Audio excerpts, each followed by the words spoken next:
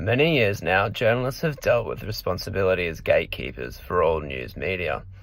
Although journalists don't possess the power to change the thought process of their consumers, the content they display can play a distinguishing factor on how consumers should absorb and consume their presented material. Therefore, ethical practice is vital for all news media to adhere to when it comes to published content. However, due to the introduction of social media platforms and the term fake news, it is now harder than ever to distinguish what or whom we can trust when it comes to journalistic content. According to Tutheridge 2017, the application of social media has somewhat blurred the lines between media audiences and industry-trained journalists. Due to this, it is more important now than ever for journalists to report both fairly and ethically. One of the main examples where media professionals do not take the time to consider the potential implications of their public work and gives rise to social narratives which may have influenced society was in a time during Australia's reporting of the Cronulla Riots. The Cronulla Riots happened on the 11th of December 2005 after racial tensions began to rise between local Australians and people from a Lebanese background. A week prior to the riots, a physical attack by a group of people later described as Middle Eastern grubs on two lifeguards occurred on Sydney's Cronulla beach. This is where it all began to circulate. While some news corporations such as the Sydney Morning Herald refused to utilise their power to influence their readership and toward personal characteristics, other corporations took the opportunity by hand. Alan Jones, the heavily influential breakfast radio host, who claims roughly 180,000 listeners each morning, was the first to label the attackers as Middle Eastern grubs. Jones then went on to further to say, "You're not allowed to say it, but I am saying it," clearly referring to the fact that Jones is well aware of the ramifications his words can cause and his breach towards the journalist's code of ethics which forbids to emphasise on race, ethnicity, and nationality. The comments made by Jones sparked an interest by Sydney's most popular newspaper, the Daily Telegraph. Originally, the Daily Telegraph had missed the story about the lifeguard attack, but soon following Alan Jones' comments, they splashed the headline, "Fight for Cronulla, we want our beach back." The article continued on using Jones's angle and described the attackers as thugs and used a direct quote from a Sydney Rescue Services manager stating that it is not uncommon of Middle Eastern men to taunt Cronulla surf lifesavers. This quote easily allowed the reader to gain their own perception of the identity of these thugs. But the article only scratched the surface and was yet to come in terms of the Daily Telegraph reporting on Middle Eastern men. The following day, reporter Luke McIlveen was assigned to the job. This is where it all began. Immediately, McIlveen uncovered a story about another victim who was harassed and assaulted by people of Middle Eastern descent.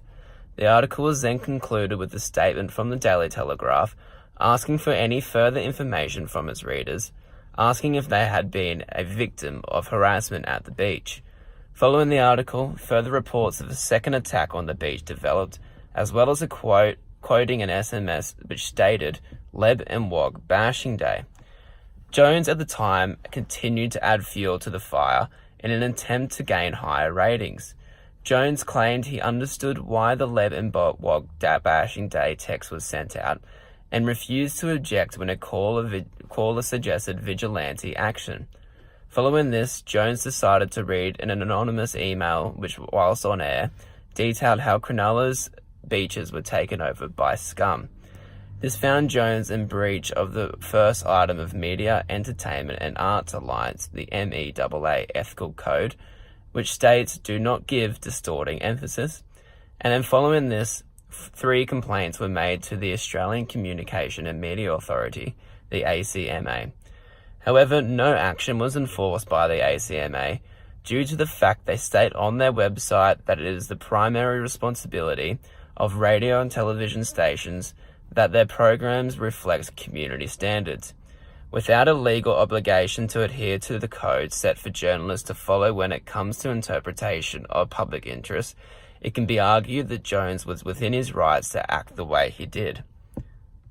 As public tension grew through the persuasive encouragement of Jones and the Daily Telegraph, it came as no surprise the events of Sunday, December 11 occurred. The Daily Telegraph was spoilt with numerous stories which were spilt across the week and regarded the day as a national disgrace. They also pointed the finger at intoxication and hatred as to why the events occurred, but unsurprisingly left out their contribution to the day. As the stories began to die down and the riots weren't repeated, the Daily Telegraph then decided to turn the heat up by a published article headlined, "Youths of Middle Eastern Descent Have Warned of Payback." Jones, on the other hand, backed out of the post-riots media storm by enjoying a holiday. Although it seemed as if Jones succeeded on everything he was hoping for, he wasn't ready to face the backlash the drama his words caused. Fitting for a man only days before the riots had suggested to invite on all of the biker gangs to be present in numbers at Cronulla railway station when these Lebanese thugs arrive. It'd be worth the price of admission to watch these cowards scurry back onto the train for the return trip to their lairs. 2GB were left to clean up the mess, yet they claimed the majority of calls received the morning of were in support of the riots.